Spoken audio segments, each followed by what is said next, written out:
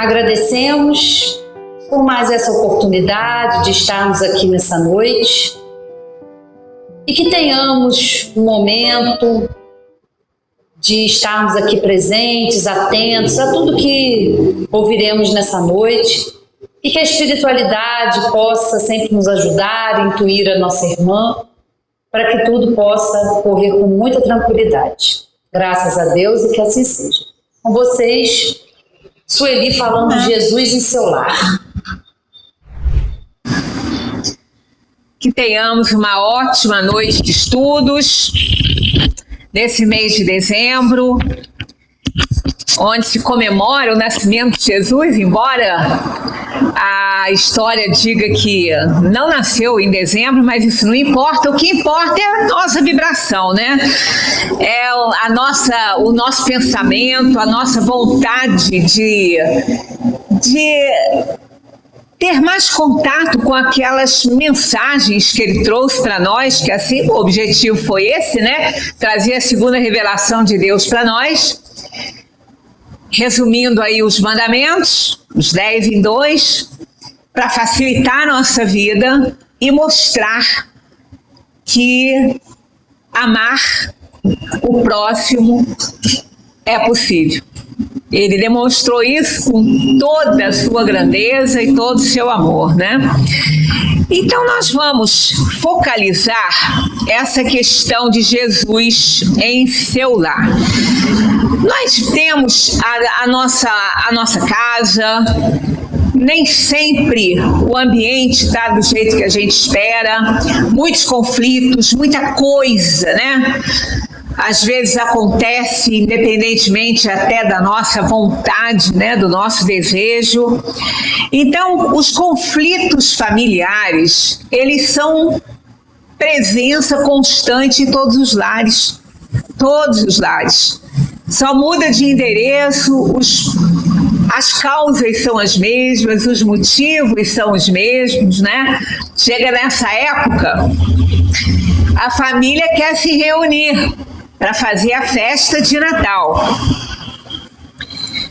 Aí começa aquele negócio, os convites, né? A gente chama um, chama o outro, fala, fulano, você vem aí, tem sempre aquela condição, fulano vai.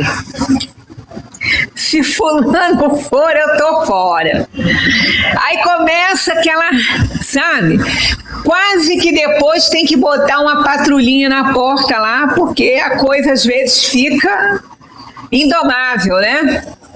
Aí a gente fica imaginando Jesus numa hora dessa, vendo a festa dele se desenrolar nas casas nesse clima horrível, né? Só que tem que isso é uma noite, sem contar os outros 364 dias do ano que se repete a mesma coisa. Qualquer reuniãozinha na casa, ou então, né, quando alguém fala que vai visitar fulano, ah, não, você vai visitar quem, fulano? Ah, não vou com você não. Não, tô fora. Então a gente vai vendo que, por que será isso, né? Por que será que a gente age dessa maneira no mundo que a gente sabe que está aqui de passagem? Somos reencarnacionistas, sabemos que não vamos nos livrar de ninguém, né? Aquela pessoa que hoje a gente não quer ver pela frente, a gente vai continuar pela eternidade com essa alma, porque nós somos imortais e nós temos um contato permanente com todas as criaturas, seja na Terra ou seja no além, através dos nossos pensamentos e da sintonia que a gente às vezes guarda na nossa casa mental. Então vamos ver aqui essa questão de casa, né?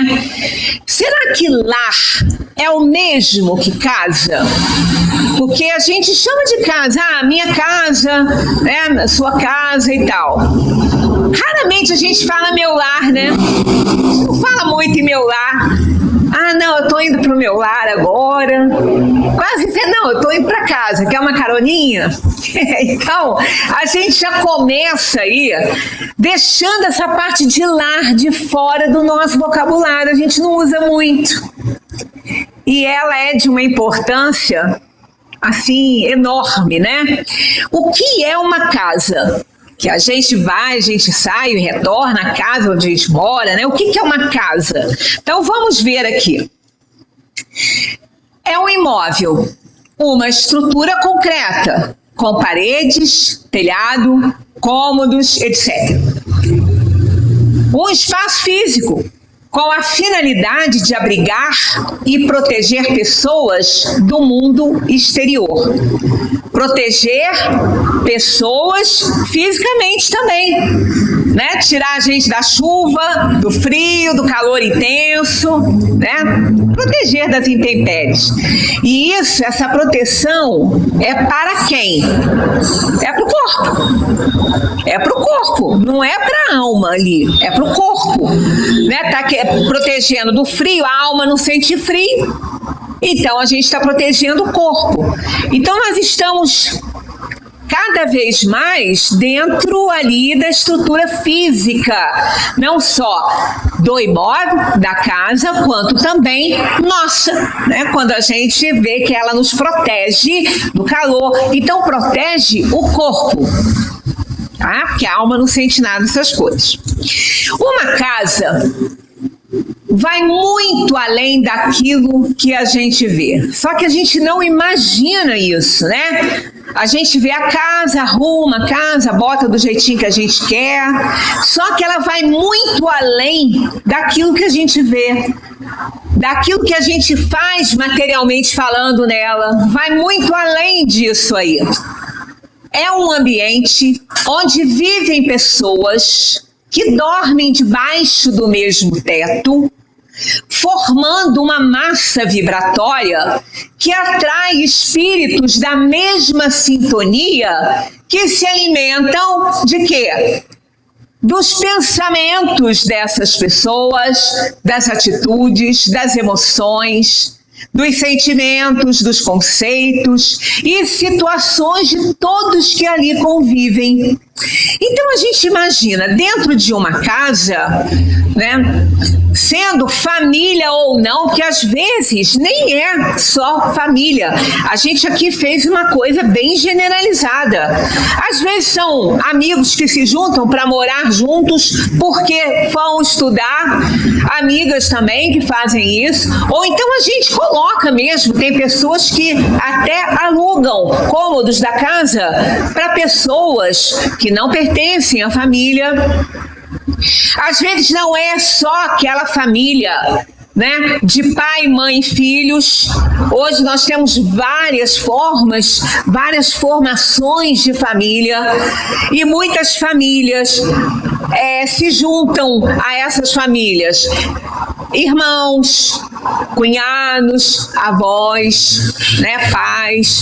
Então a gente vê que por isso que eu coloquei aqui, onde vivem pessoas que dormem debaixo do mesmo teto. Então a gente imagina, cada pessoa é um universo em si. Cada pessoa é uma individualidade. Porque ela tem um espírito que é uma individualidade comandando aquele corpo através do perispírito. Então ela tem desejos, aspirações, ideias, pensamentos, sentimentos totalmente diferentes da outra. E essas pessoas estão ali, dentro daquela casa, sob o mesmo teto, cada uma emitindo energias diferentes. E cada pessoa que está nesta casa, ela atrai através cada pessoa. Então imagina uma casa com 8 pessoas, né?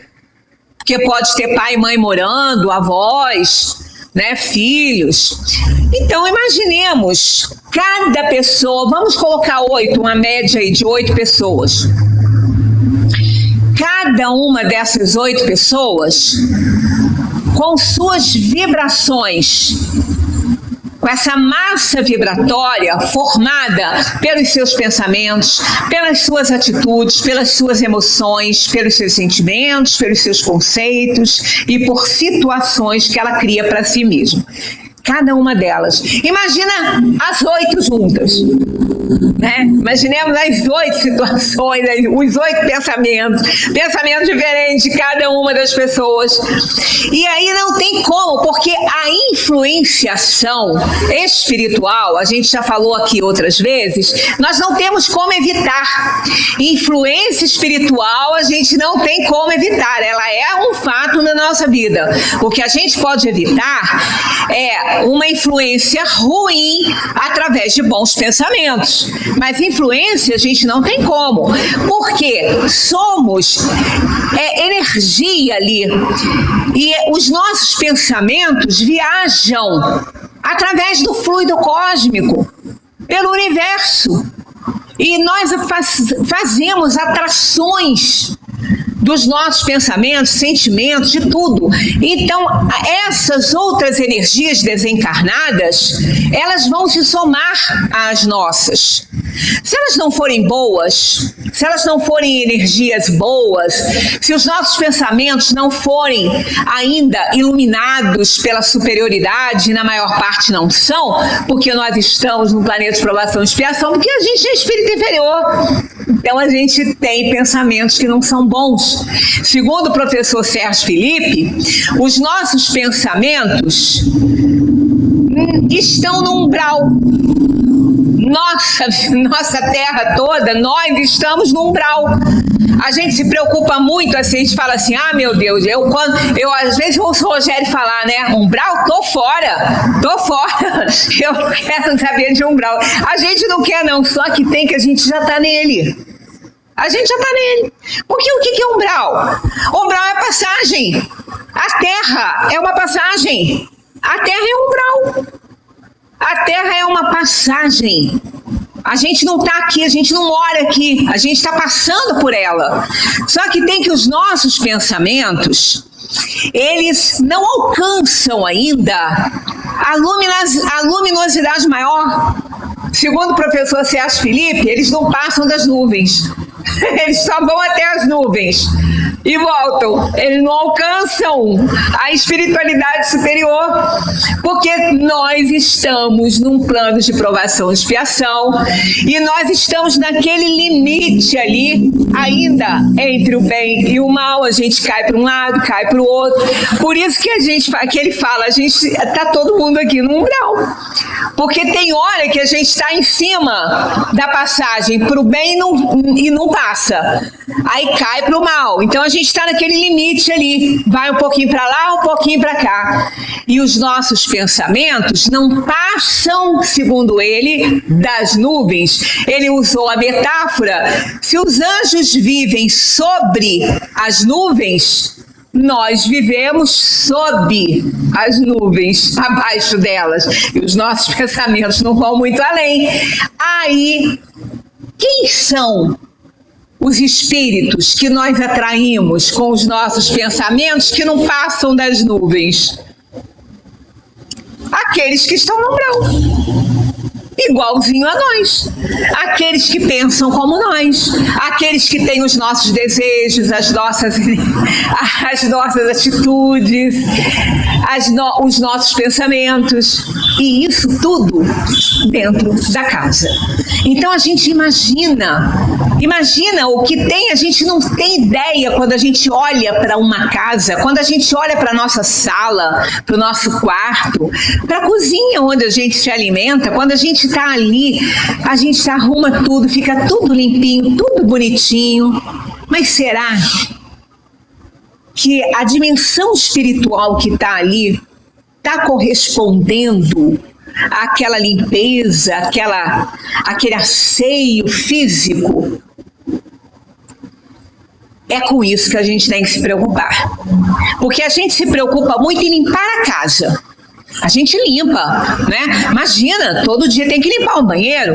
A cozinha não pode deixar. Imagina ficar aquela comida lá, tudo sujo. Não dá. Cheira mal, né? Mas a gente está se preocupando muito com o domínio físico desse ambiente. Mas e o domínio espiritual? Como é que está? Como é que está o domínio espiritual? Porque esse não vai se modificar pela limpeza da parte física.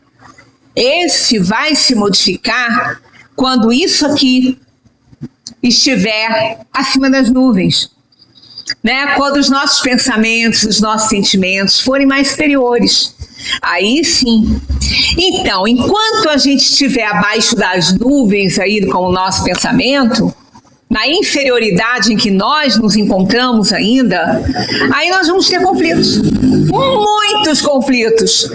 Porque sem contar os conflitos de um encarnado com o outro encarnado, ainda se somam os desencarnados que vêm para ali atiçar fogo ainda mais na fogueira. E aí a nossa casa é aquele tumulto que muitas vezes a gente vê acontecer, né? Às vezes a gente fala, meu Deus, parece que baixou um troço aqui, né? Não baixou não, é o pensamento mesmo que atraiu, aí, né? Então a gente sabe que casa é isso.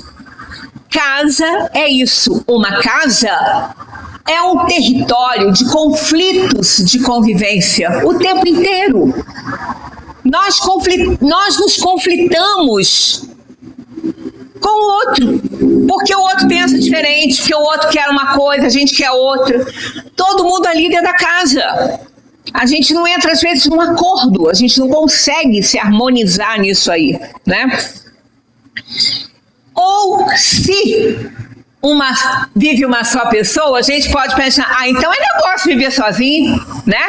É negócio viver sozinho, então, porque não vai ter o outro para perturbar. Mas vai ter a própria consciência para cobrar. Então, aqui, ó, a casa é um território de conflitos de convivência, ou, se vive uma só pessoa, de conflitos de consciência, porque a gente não precisa de ninguém para entrar no nosso pensamento, que a gente já tem demais.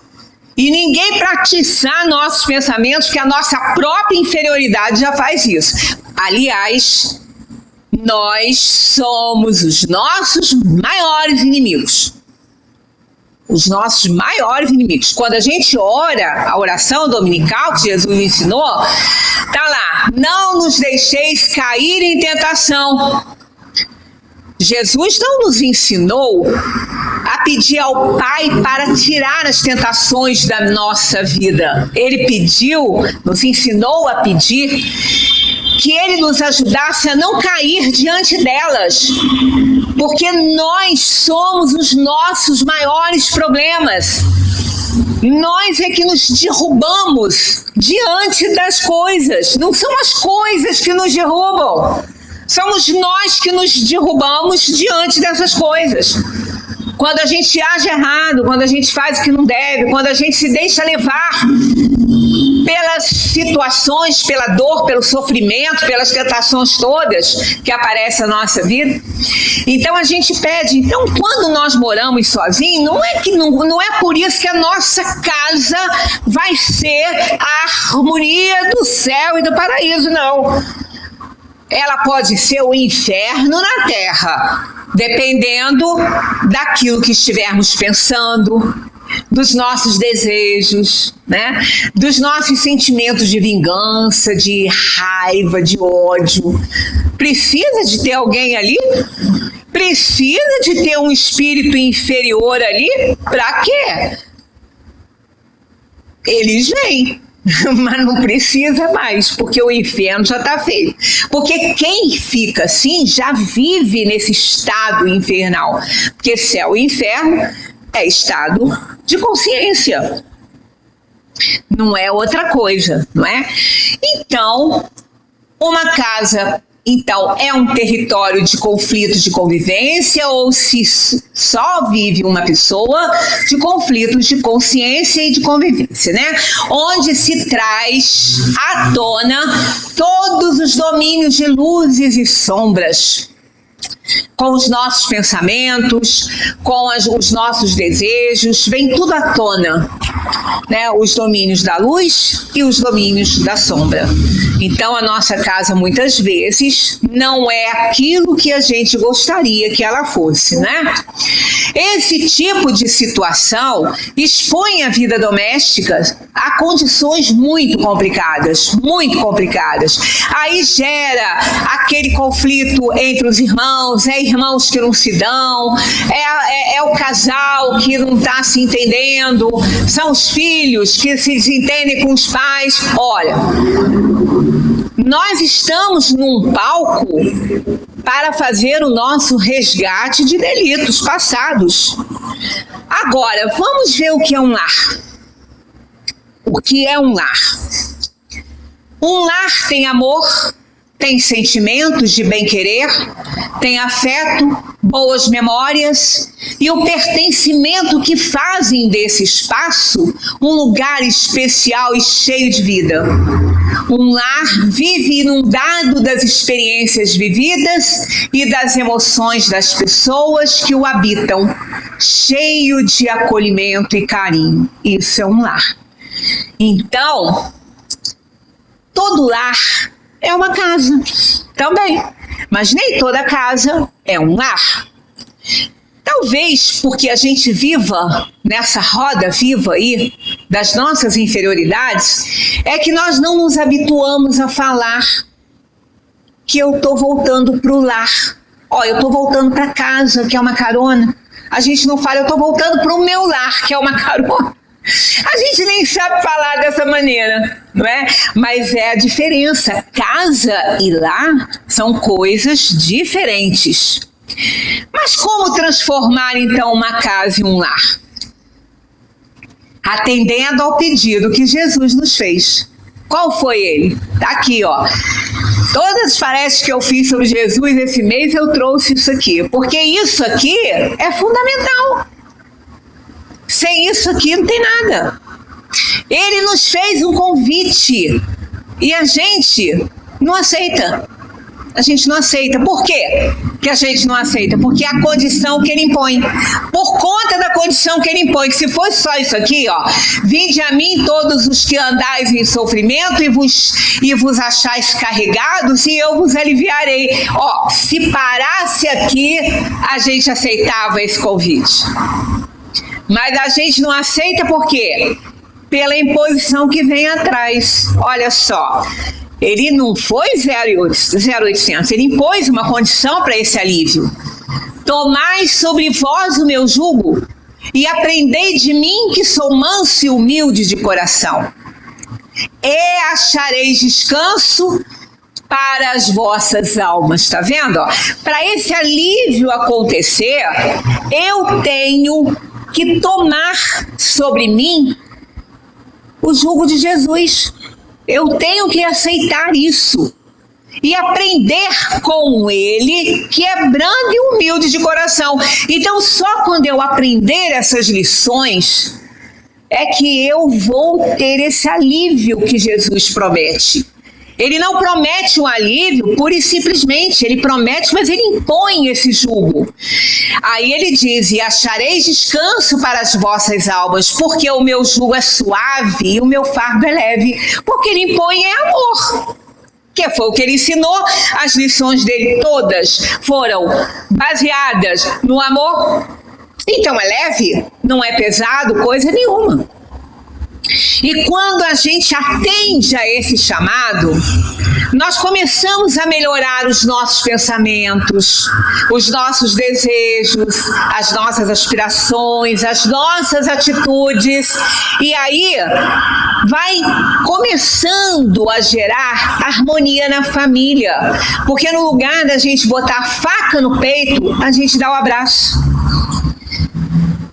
É isso. Esse é o problema. Transformar uma casa num lar é atender ao pedido que Jesus nos fez e tomar sobre nós o jugo que ele impõe e aprender com ele, que é humilde de coração, que é manso e é pacífico. Então, quando a gente fizer isso, qualquer casa vira um lar. por mais tumultuada que ela seja, ela vira um lar. Daí, chegando no final do ano, e a gente começa a fazer um balanço, né? Um balanço um pouco das coisas que aconteceram durante o ano. E a gente começa a ver que realmente vale a pena mudar de atitude. Aquelas que causaram problemas, que causaram conflitos, porque não foi bom, nunca é. Né? Tudo aquilo que você fala e que depois você se arrepende de ter dito é porque não era para ser dito. Aí a gente começa a pensar um pouco, quando a gente atende esse chamado, a gente começa a mudar muito da nossa atitude, a pensar em como Jesus falaria, o que ele faria se ele estivesse aqui. E se nós quisermos Jesus em nosso lar, vai ter que ser dessa maneira, porque senão nós não vamos ter. Quando Roman Hunt terminou de pintar, é um pintor inglês, quando ele terminou de pintar o quadro que intitulou A Luz do Mundo, uma porta de vidro emoldurada de dourado, deixando transparecer Jesus que nela batia, contendo na parte de baixo da porta a seguinte inscrição: eis que me coloco à porta e bato. Se qualquer homem ouvir minha voz e abrir a porta, eu entrarei e cearei com ele e ele comigo. Olha o que está aqui na inscrição. Eis que me coloco à porta e bato. Jesus não entra, não. Ele bate na porta. Ele pode entrar? Claro que pode, mas não é esse o objetivo. Ele bate na porta, e se a gente tiver ouvido de ouvir e coração aberto, ele entra. Por quê? Porque o amigo que viu o quadro disse: não está terminado, falta a maçaneta da porta, não tem maçaneta. Aí ele disse: esta porta não tem maçaneta, só abre por dentro, porque é a porta do coração.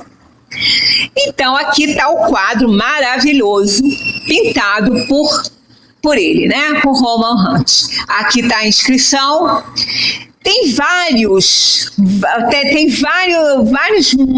assim, na verdade são 3 originais. Ele pintou 3 originais e espalhou por igrejas na Inglaterra, né? Então cada um tem um formato, mas é a mesma coisa. Jesus batendo numa porta que não tem maçaneta, ó. A porta, aí não dá para ver, mas a porta que não tem maçaneta.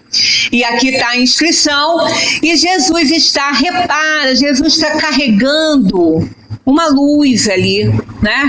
Quer dizer, ele próprio é a luz, mas o pintor quis simbolizar ainda mais, e Jesus está carregando uma luz para quando ele entrar, ele iluminar mais ainda o coração daquele que abre para ele as portas. Então, precisamos abrir o nosso coração para Jesus entrar, senão ele não vai entrar. Então, quando convidamos Jesus para a nossa casa, mas eu convido, a gente fala assim, poxa, mas eu convido. Toda noite eu faço minha prece, eu peço presença de Jesus, mas Jesus só entra pelas portas do coração. Não adianta a gente falar algo e fazer diferente. Falar algo e sentir diferente. Porque ele não vai ouvir a nossa palavra, ele não vai ouvir sequer aquilo que nós estamos pensando, ele vai ouvir o que nós estamos sentindo. É isso que é a forma de Jesus atuar em cada um de nós e dentro da nossa casa. Se nós estivermos bem intencionados, querendo acertar, nós vamos ter sim a presença de Jesus, que ele é o mestre dos mestres e nos trouxe o amor de Deus, né? Quando resumiu os 10 mandamentos. João, no capítulo 2, marcou o início dos prodígios de Jesus com as bodas de Caná. Ela é muito significativa para esse assunto aqui, né? Do lar, da casa do lar. A passagem é essa: Jesus, sua mãe e alguns discípulos compareceram a um casamento que se celebrava em Caná. da Galileia. As festas matrimoniais judaicas se estendiam por vários dias. Era difícil prever com exatidão o que seria consumido. Naquele dia faltou vinho. Maria, a quem não passavam despercebidos os murmúrios de geral descontentamento, procurou o filho e discretamente revelou-lhe o que estava acontecendo, né? Isso é fácil da gente entender. Quando a gente está numa festa, né, num ambiente, numa coisa que falta, as coisas vão faltando, vai faltando a bebida, vai faltando a comida, e fica aquele burburinho, né? Maria percebeu isso e foi ter com Jesus e falar com ele. Jesus respondeu para ela: que importa isto a ti e a mim, mulher? Ainda não é chegada a minha hora. Maria, entendendo o que o filho quis dizer, porque quando a gente vê isso aqui, parece que Jesus foi grosseiro com Maria. Primeiro que chamar mulher era uma excelência, quando se chamava mulher de mulher, né? Era um elogio. Era uma excelência mesmo, né? Então, na época de Jesus, Maria percebeu perfeitamente que Jesus só estava esperando o momento. Então, ela, entendendo o que Jesus quis dizer, chamou 2 servos e, indicando Jesus, recomendou-lhes: fazei o que vos disser, na hora que ele achasse conveniente. Por isso que ele falou: ainda não é chegada a minha hora. Então, chegada a hora que Jesus percebeu que tinha que agir, Jesus pediu-lhe a esses servos que enchessem d'água 6 grandes talhas de pedra. Feito isso, recomendou-lhes que a levassem ao organizador da festa. Este, após sorver um gole, procurou o noivo e disse-lhe: todo homem serve primeiro o bom vinho, e quando os convidados estão saciados, serve-lhes o de menor qualidade. Tu, porém, guardaste até agora o vinho melhor. Só que ninguém entendeu nada, né? Por quê? Certamente o noivo ficou pasmo, sem compreender o que se passava, porque ele não separou vinho nenhum, né? Mais espantados, mostraram-se os servos, porquanto haviam despejado água nas talhas.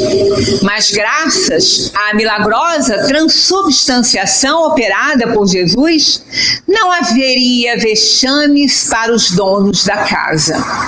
Isso é uma alegoria, né? É uma parábola, é uma metáfora, e Jesus gostava de falar dessa maneira para que todos pudessem entender o que ele dizia. Porque uma história, cada um pode interpretar do seu jeito, mas sempre interpreta. Se ele falasse diferente, com palavras, claramente, só os doutores iriam entender. Mas como Jesus falava por alegoria, por historinhas, né? Ele usava simbologias, cada um podia interpretar do seu jeitinho. E todos assim poderiam compreender o que ele falava. Então aqui, a transubstanciação que foi mostrada de água em vinho, na verdade, simboliza muito mais do que água e vinho. Somente Jesus é capaz de transubstanciar infinitamente a água em vinho, a rotina em interesse, a incompreensão em entendimento, os espinhos em flores, as lágrimas em sorrisos e as dores em alegrias. Quando a gente aceita o convite dele: vinde a mim, vós que estáis sofrendo, que eu vos aliviarei, ele impôs a condição de aprender com ele as lições que ensinou, já que ele era humilde de coração e brando. Então, quando a gente aprende as lições de Jesus, Jesus faz essa transubstanciação na nossa casa. Transforma a rotina em interesse, a incompreensão e entendimento que através das lições, o aprendizado do que ele ensinou, nós somos capazes de fazer essa transformação. Ele faz porque essa transformação vem através das suas lições. E sem ela é aquela desarmonia de uma casa sem a presença do mestre. Mas como a gente aceita a mensagem e o convite de Jesus, Jesus, então, através de nós, opera isso dentro da nossa casa. Porque tudo que acontece a gente consegue controlar, consegue compreender. Se a palavra foi ríspida de uma daquelas pessoas que ali está morando, a gente consegue entender aquele momento que ela está passando, o que pode estar acontecendo. E a gente, então, dá o outro lado da face. Porque é isso que a gente aprendeu. Dar o outro lado é mostrar uma outra forma de ver as coisas, uma outra forma de agir. E assim nós vamos fazendo a transubstanciação das coisas ruins na nossa casa em coisas boas, através das lições do Mestre. Em sua mensagem está o espírito renovador de nossas mais caras emoções, o tônico infalível para todas as fraquezas e o recurso supremo para todos os males. Não tem outra coisa, não tem outro remédio, não tem outra fórmula. É essa aí. Essa é a fórmula do bem viver, do amar a Deus sobre todas as coisas e ao próximo como a si mesmo. Essa última frase desse resumo dos 10 mandamentos, Jesus podia ter parado ali. Amai a Deus sobre todas as coisas e ao seu próximo. Por que ele não parou? Por que ele continuou e colocou o seu próximo como amas a ti mesmo? Então Jesus não estava nos pedindo aquilo que não está na nossa capacidade. A gente tem que se amar para poder amar o outro. E outra coisa, Jesus não estava nos pedindo para a gente se curvar a tudo e a todos, de forma nenhuma. Porque quando ele disse amai o próximo como ama a ti mesmo, o que ele ressaltou, o que ele quis dizer com isso? Que a autoestima e o amor próprio são muito importantes num relacionamento. A autoestima e o amor próprio dão limites ao outro, sem ferir. Sem ferir. Então nós podemos amar o próximo, fazer o melhor para ele, e como diz o professor Sérgio Felipe, sem deixar de cantar a nossa canção. Eu achei linda essa frase que ele falou, que ele disse: ame o próximo como você se ama. Ame o próximo sem deixar de cantar a sua canção. Isso quer dizer como te ama, como você se ama. Então nós não podemos nos curvar diante de tudo. Nós temos que ser solidários e caridosos e nunca atacar. Mas nós temos todo o direito também de nos defender através desse amor próprio e dessa autoestima que temos, que impõe limites para outra pessoa. De uma maneira amorosa, de uma maneira afetiva, e não com briga nem com faca no peito, né? Jesus sempre estará conosco desde que estejamos com Ele, fazendo exatamente o que Ele ensinou. O que Ele ensinou? Toda a vida que Ele passou por aqui, 3 anos. Agressividade na família? Jesus ensina serenidade. Ofensas? Jesus ensina o perdão. Dúvidas e dificuldades? Jesus ensina o bom ânimo. injúrias e maledicência, Jesus ensina o silêncio. Aqui, nós amamos o próximo sem deixar de cantar a nossa canção. Então é muito importante essa autoestima, é muito importante esse amor próprio. O dar a outra face não é para a pessoa continuar batendo porque nós temos autoestima e nós temos amor próprio. É mostrar como fazer diferente, como fazer como Jesus faria. Então isso não é tão difícil assim para a gente. A gente consegue. Se nós não conseguíssemos, Jesus não teria vindo aqui em carne e osso dar grandes lições. Ele provou que o amor ao próximo é possível, fazendo, mostrando, porque Jesus não ensinou com palavras só, ele mostrou numa didática viva como fazer e por que fazer. Então isso é que é a beleza, né, do Evangelho de Jesus e dos ensinamentos de Jesus.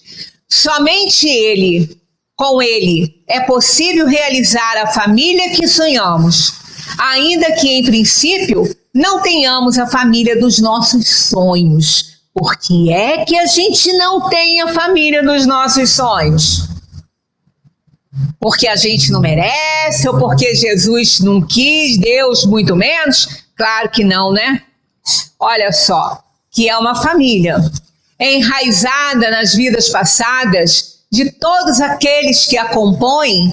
A família terrestre é formada de agentes diversos, porquanto nela se reencontram afetos e desafetos, amigos e inimigos, para os ajustes e reajustes indispensáveis ante as leis de Deus.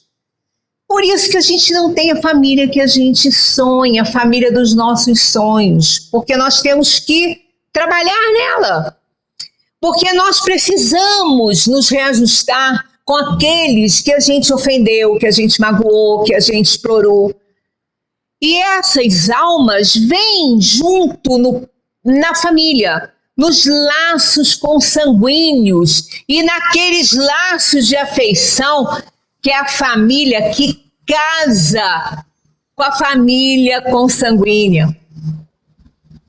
Então isso é fundamental, nada acontece por acaso. Lembrando Marco Antônio novamente, nada acontece ao homem que não seja próprio do homem. Então é no palco da família que nós encontramos os nossos inimigos do passado.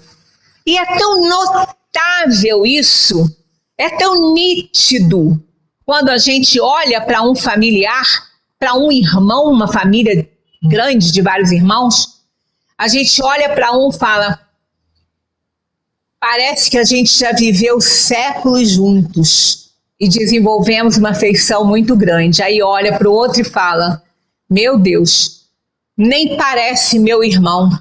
Eu me dou muito melhor com o filho do vizinho do que com você. Mas é verdade, porque aquele ali é com aquele que nós temos que nos reajustar. E aquele que parece que a gente já viveu séculos incontáveis com ele, sublimando sentimentos, é aquele que vem para equilibrar a balança. Porque se também na família a gente só tiver inimigo, como é que a gente vai fazer? Não dá, né? Aí a gente tem afetos e desafetos, amigos e inimigos. Isso inclui irmãos, pai, mãe, avós, todo mundo está nesse balaio de gato aí. Né? Então, é exatamente para isso que a gente nasce, para evoluir, para alcançar um pouquinho mais na caminhada em busca da perfeição. Para isso.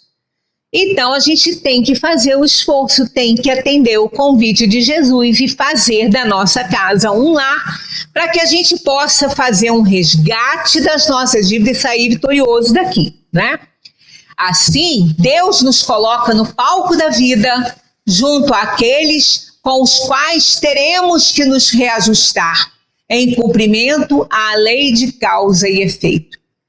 Quando a gente cita o Salmo 23, que eu adoro, aliás, ele é meu mantra o tempo inteiro, todos os dias, todas as horas. basta a primeira frase. O Senhor é o meu pastor. Pastor é aquele que guia, que protege, que acalenta. Não me faltarás. Tirem esse nada dessa frase, porque não existe. Não é nada. Em hebraico, eu fui buscar essa tradução de quem conhece, porque eu não sei hebraico. Não tem o pronome indefinido nada. Tem a negação não. Na tradução original, no texto original. Então, o Senhor é o meu pastor, não me faltarás.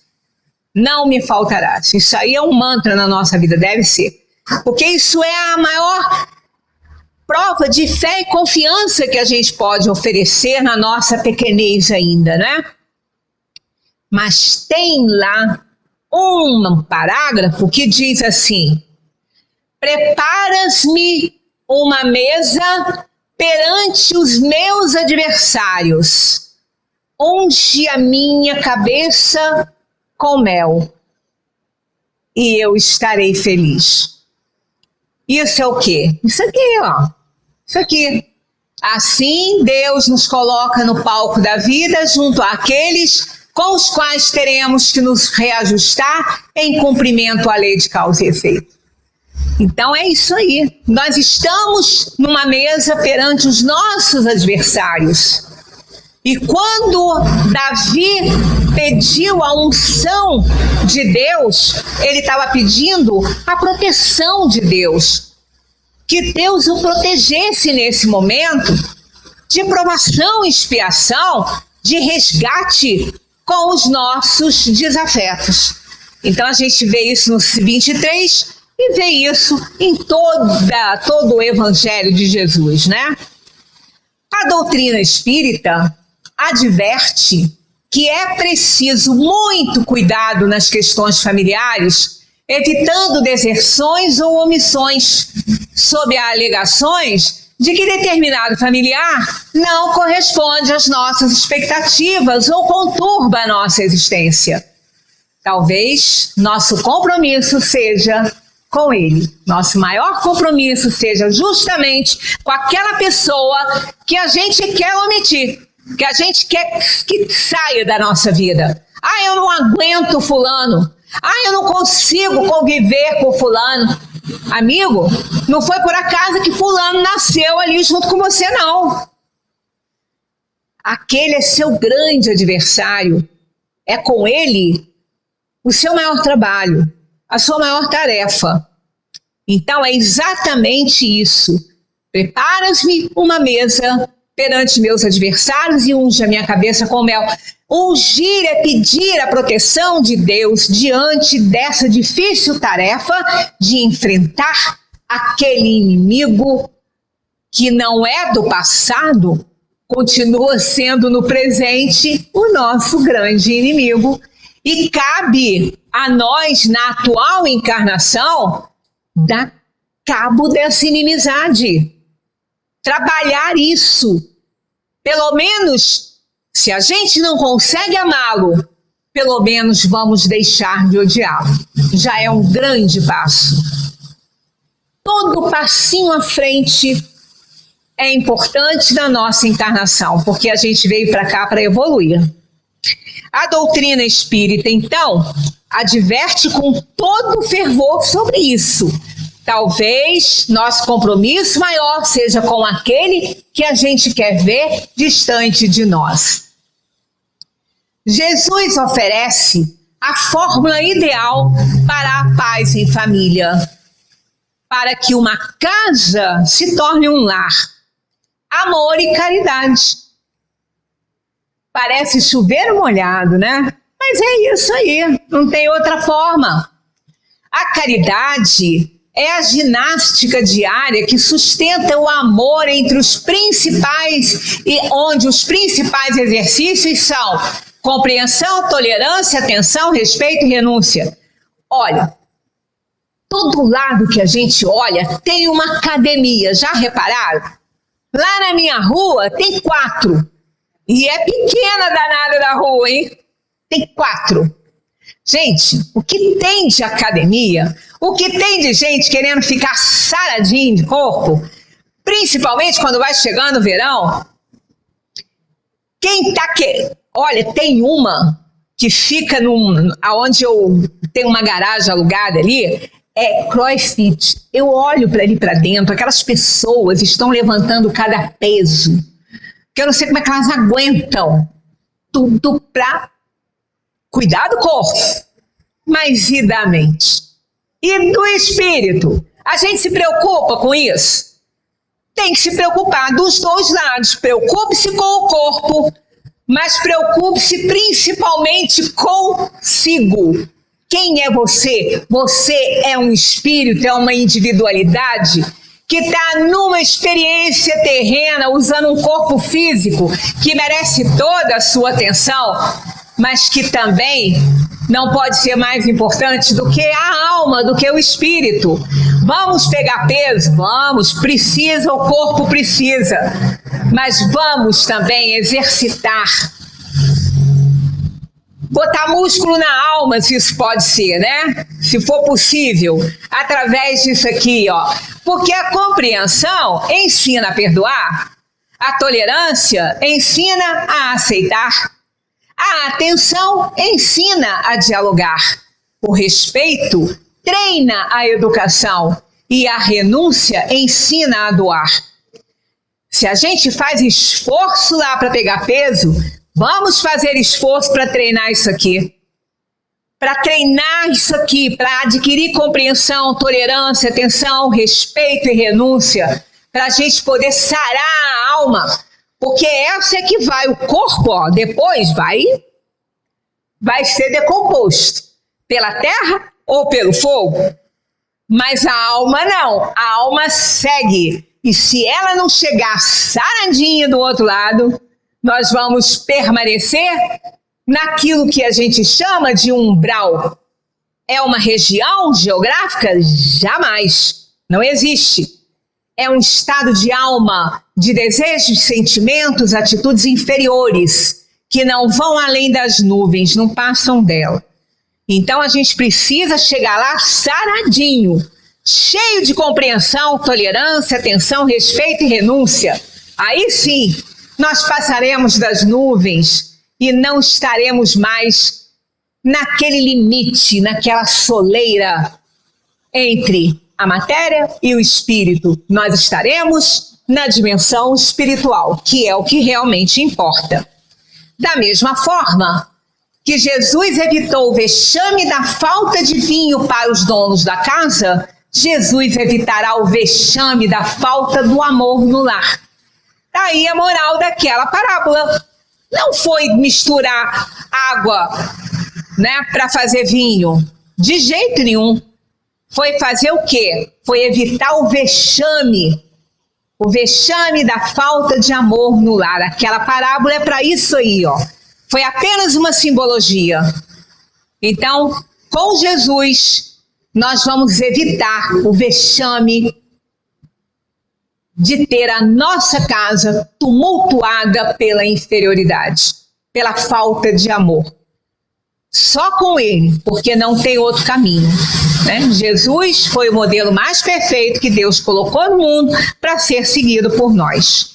Assim, para ter Jesus em nosso lar, é necessário compreender a vida, ter humildade suficiente para reconhecer as nossas limitações e as inferioridades do nosso caráter, fazendo todo o esforço que tiver ao nosso alcance para vencer, saindo vitorioso dessa encarnação, podendo alçar voos mais altos. Porque quando nós sentimos o peso da necessidade, da tolerância e da compreensão, nós estamos sendo humildes, senão a gente não percebe isso.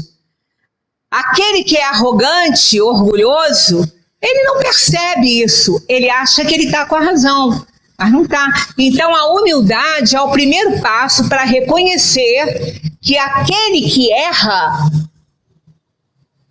está fazendo o mesmo que você também erra.